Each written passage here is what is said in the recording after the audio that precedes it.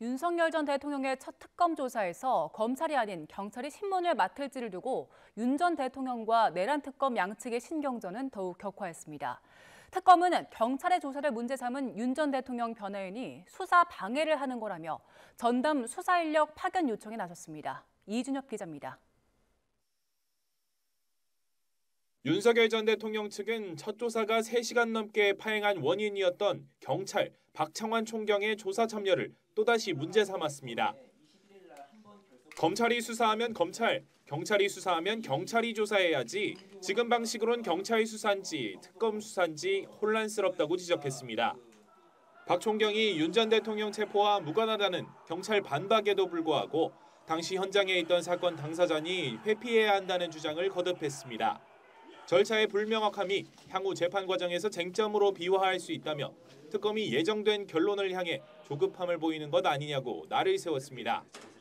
특검도 물러서지 않고 물은 물인데 설명해야 하는 상황이 안타깝다며 조목조목 반박하고 나섰습니다.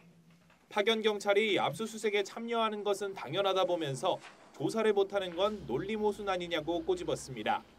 변호인 실명까지 거론하며 박 총경이 윤 전 대통령 체포영장 집행에 관여하지 않은 걸 알면서도 사실과 다른 주장을 유포해 수사 방해를 한 거라고 정조준했습니다. 아예 경찰청에 수사 방해 사건을 전담할 경찰관 3명을 파견 요청하고 지휘 고하를 막론하고 엄정하게 수사할 거라고 엄포를 놨습니다. 특검으로서는 윤 전 대통령 측이 공수처 수사를 집요하게 흔든 전력이 있는 만큼 흠집 내기에는 초기부터 강경 대응이 불가피할 거라는 관측이 나옵니다. 다만 특검은 빠른 증거 수집을 위해 조사 당일 경찰 참여 부분을 뒷순위로 미루는 정도는 가능하다는 반응을 보이고 있습니다. YTN 이준엽입니다. 윤석열 전 대통령 내란 특검에 이어 부인 김건희 여사에 대한 특검 수사도 모레인 2일부터 본격 시작됩니다. 특검팀은 김 여사와 관련된 사건이 많은 만큼 아직 소환 여부나 시기는 정해지지 않았다고 밝혔습니다. 이문석 기자입니다. 김건희 특검과 최상병 특검은 모두 김건희 여사를 향하고 있습니다. 서초구에 새 사무실을 차린 최상병 특검은 원론적이지만 김 여사 체포 가능성을 언급하며 의욕적인 모습을 보였습니다. 소환에 불응하면 당연히 원칙적으로는 체포영장 발행하는 게 맞습니다. 김 여사의 각종 의혹을 확인할 민중기 특별검사팀도 이번 주 정식 수사를 개시하기 위해 법리 검토에 집중하고 있습니다. 수사 대상이 16개에 달하는 만큼 특검보 4명이 두세 개씩 사건을 나눠 수사를 진행할 전망입니다. 도이치모터스 주가 조작 의혹과 명태균 공천 개입 의혹, 코바나 컨텐츠 뇌물성 협찬 의혹, 명품백 수수 의혹 등을 하나하나 파헤칠 예정입니다. 특히 명태균 관련 의혹은 이미 검찰이 공천 개입 논란 당사자들을 잇따라 조사한 만큼 제일 먼저 다뤄질 가능성이 큽니다. 도이치모터스 주가 조작 사건도 재수사를 이어받아 속도를 낼 거로 보이는데 김 여사 소환에 앞서 핵심 인물 조사부터 다져갈 거로 예상됩니다. 이 밖에 코바나 컨텐츠 관련 의혹이나 양평 특혜 의혹 등은 사건 진행 속도가 제각각이어서 시간이 좀 더 걸릴 수 있습니다.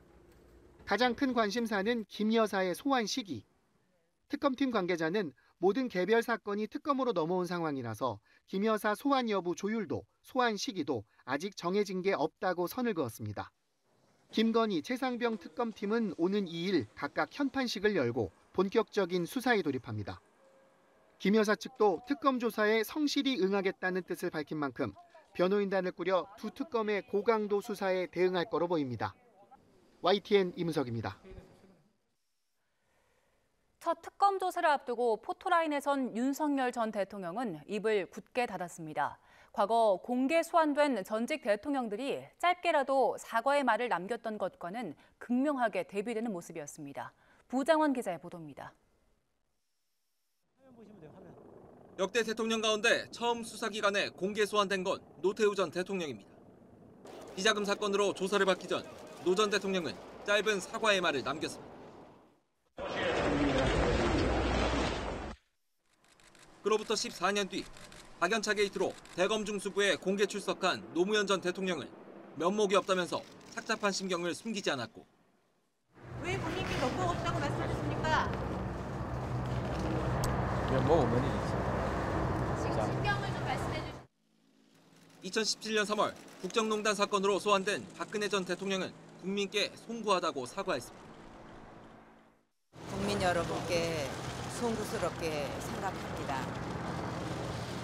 성실하게 조사에 임하겠습니다. 1년 뒤 뇌물 의혹 등으로 소환된 이명박 전 대통령은 직접 준비한 입장문을 꺼내들고 국민께 죄송하다고 고개를 숙였습니다. 참담한 심정으로 이 자리에 섰습니다.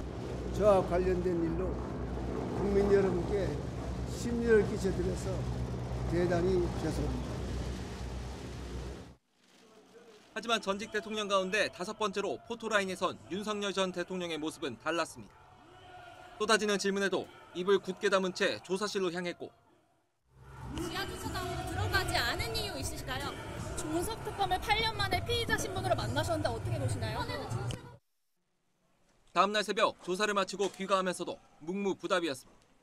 일부 조사 불연 거부하신 이유가 뭡니까? 검사 시절 피의자가 조사자 설득할 수 있게 해주셨습니까? 김건희 여사 과거 포토라인에 선 전직 대통령들이 짧게라도 국민에게 사과했던 것과는 사뭇 다른 모습입니다. 윤 전 대통령이 마지막으로 대국민 메시지를 낸 건 지난 1월 체포되기 전 남긴 영상 메시지가 전부로 이후 내란 우두머리 사건 재판을 받으면서도 국민에 대한 사과는 한 차례도 한 적 없습니다. YTN 부장원